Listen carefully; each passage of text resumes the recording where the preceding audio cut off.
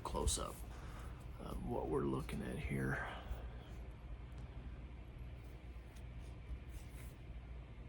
Some of the same type of inclusions, little white ash pockets. And per the geology resources I use to find things like this, there was hydrothermal action in the form of vents that bleached and silicified this particular rhyolite.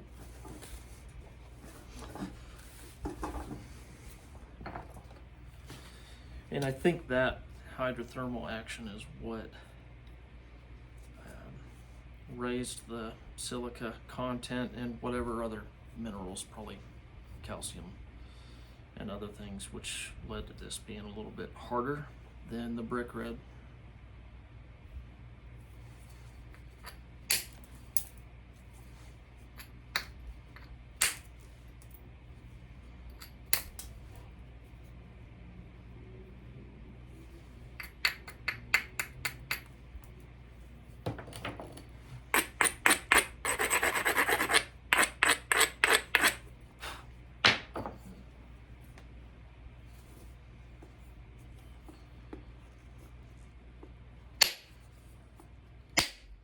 Oh, roll. Well, that's not good. Wasn't what I wanted to happen. Well, keep pressing on. Sometimes the stone doesn't care what you want. Sometimes it does what it wants.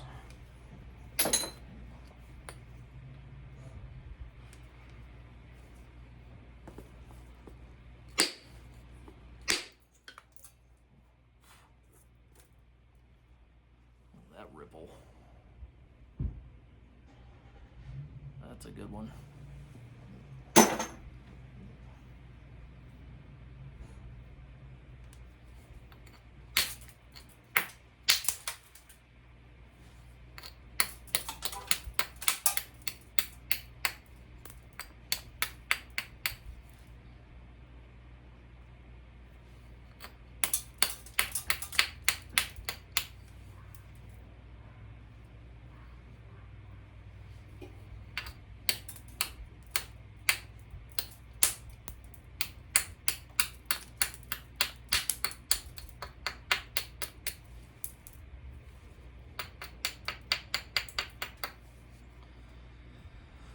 One of the neat things about rhyolite, and also one of the most irritating things about it at the same time, is the different forms that it comes in. It can be tufaceous, very ashy and soft, and I don't know the right terminology for it, but brittle, almost pumicey. It can be gray, basaltic looking columnar. I've got some that is so hard you can only nap it with a hammer or steel billet. Other times it's soft and waxy, very fine grained, and breaks very easy. This is somewhere kind of in the middle. This is probably the easiest to nap that I've found so far, and the best napping out of all the rhyolites. And we've got a lot of rhyolite laying around southwest Montana. But I enjoy it, even the tough stuff. And it's always cool to look at. This is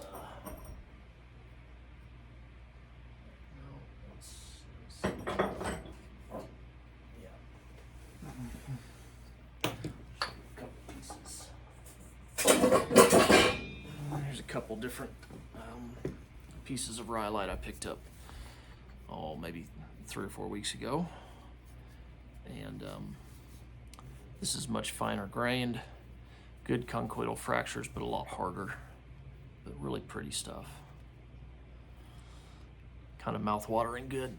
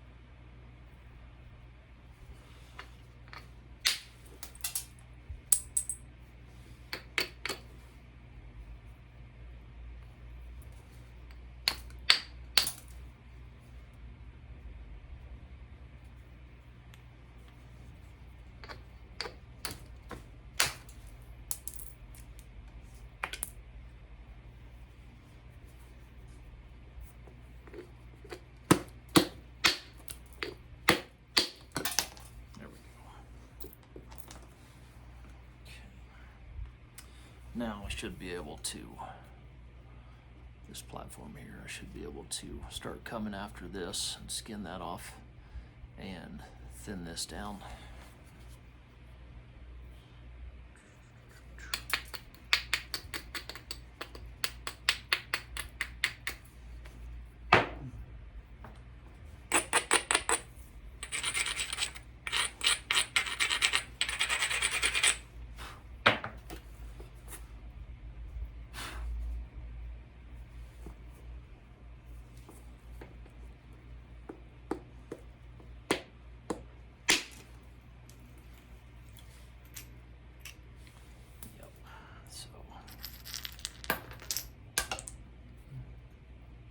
Runs pretty good flakes.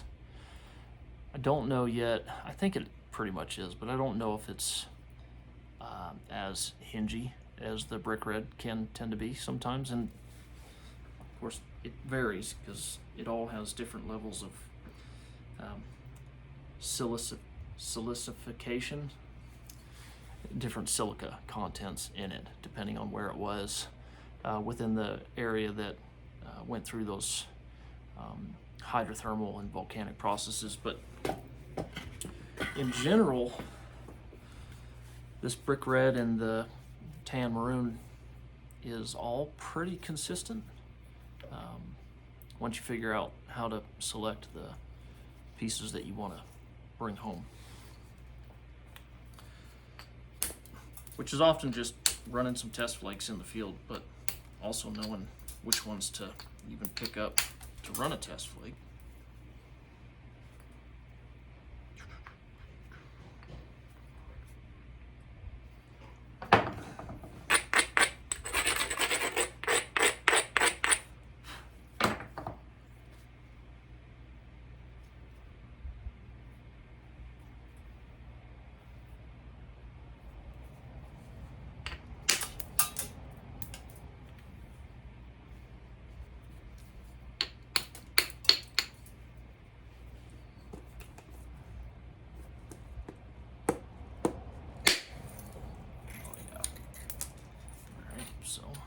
decent point.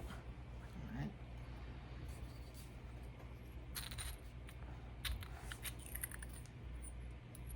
Very nice flake. Very nice. Grain wise, it's fine grained for Rhyolite. You know, it's definitely not chert. Well, I guess chert's a pretty broad definition, but it's not waxy like the porcellanites that I collect can be, the good stuff.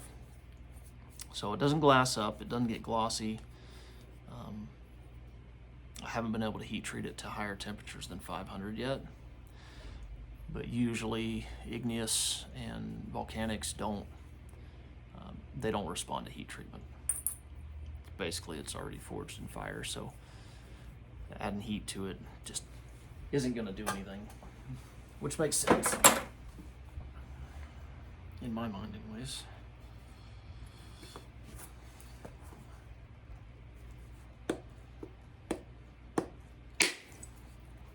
Another one. So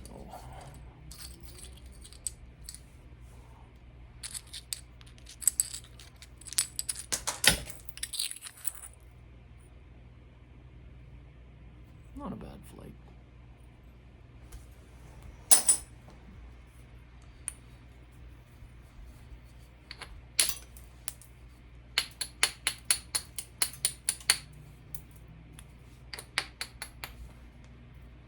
Alright, so here's where we're at with the thinning. It's coming along pretty good. I'm actually having less trouble with this one than I was with the brick red yesterday. Brick red was good when you start out, but just was not liking the thinning flakes I was trying to run.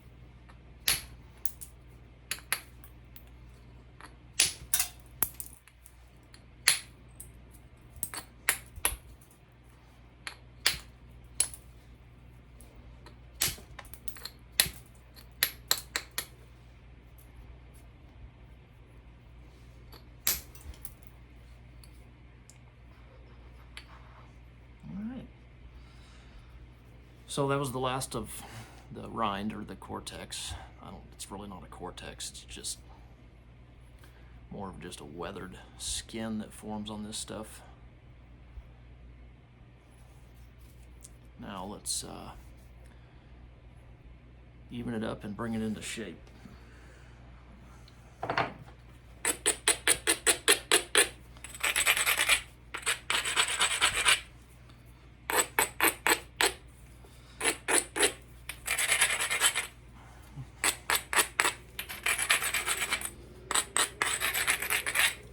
Just doing a biface. I don't have a particular point style in mind, so I'm just going to bring it into a leaflet shape.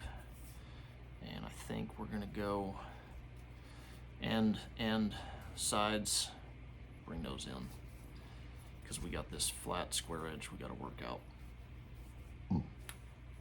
Shouldn't be too bad.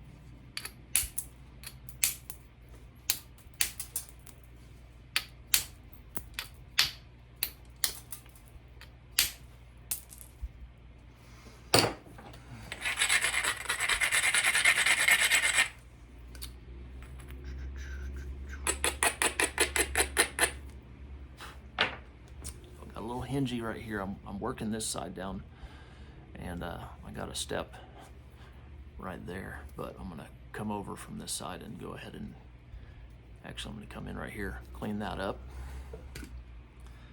Yeah, this one's flaking really pretty good, this piece. I'm liking it a lot. Okay, that took that out.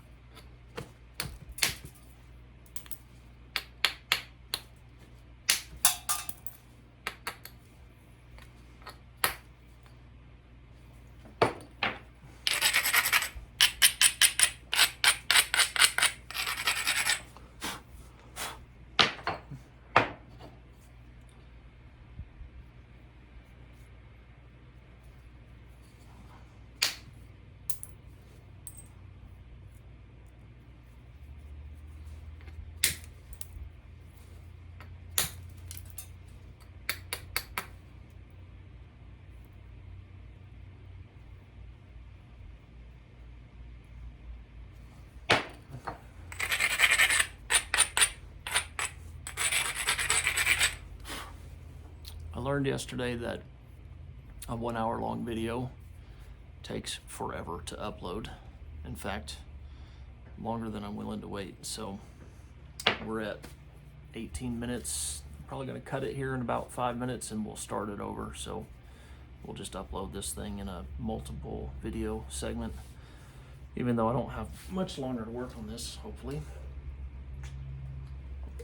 So I guess we'll see. Maybe I won't. See how the next 5 minutes goes.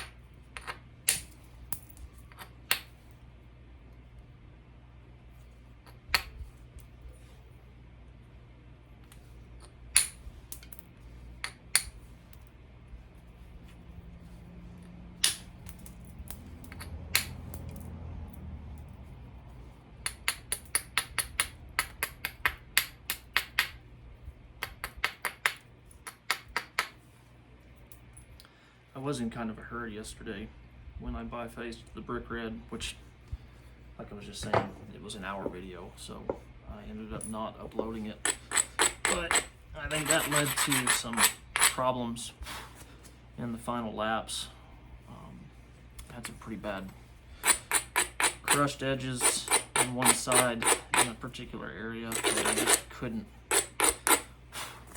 resolve, and I ended up losing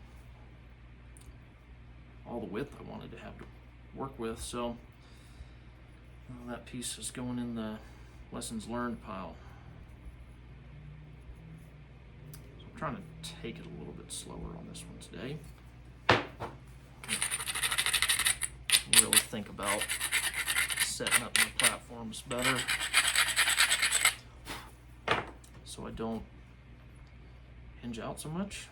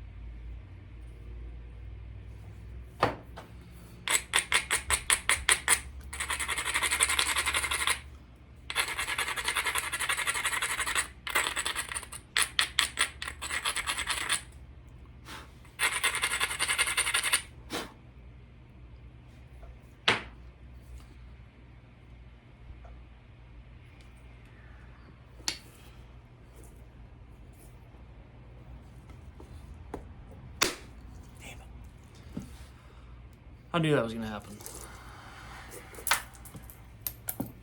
I knew that was gonna happen. That was my fault. I tried to run a long flake. It was just too thin in the middle where I was hitting it. Yep. I don't know why, when I know what's gonna happen, I still advance towards that outcome. But sometimes I just do. See, my dogs agree with me.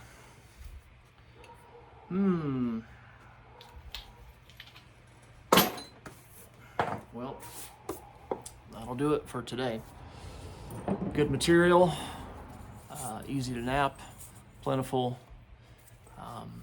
I really like it, and I got a lot of this stuff, so I'll be napping a lot more of it in the future. Thanks for watching.